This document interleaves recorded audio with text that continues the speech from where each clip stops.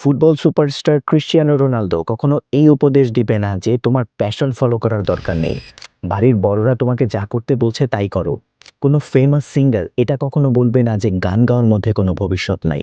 অথবা কোনো মাল্টিমিলিয়নিয়ার এটা কখনো বলবে না যে অর্থ উপার্জন অনেক কঠিন কাজ, এটা তোমাকে দিয়ে হবে না। তার মানে হচ্ছে আমাদের উপরে উঠতে তারাই বাধা দেয় যারা নিজেরাই নিচে পড়ে থাকে। ছোটবেলায় যখন কোনো বন্ধু গাছের কোনো উপরের ডালে উঠতো তখন সে খুবই এক্সাইটেড হয়ে বলতো যে বন্ধু তুইও চলে আয়। কারণ সে গাছের উপরের ডাল থেকে চারপাশের যে সুন্দর দৃশ্যটা দেখছে সেটা নিচ থেকে দেখা কখনোই সম্ভব নয়। আপনি খেয়াল করে দেখবেন যে কোনো এক্সাইটিং ক্রিকেট ম্যাচ চলাকালীন সময়ে চারপাশে অনেক চিৎকার চেঁচামেচি এবং হই হুল্লোড় থাকা সত্ত্বেও আমরা খুব মনোযোগ দিয়ে ধারাভাষ্যটা শুনি। কারণ ওই সময়ের জন্য ধারাভাষ্য শোনাটা সবচেয়ে বেশি রেলেভেন্ট।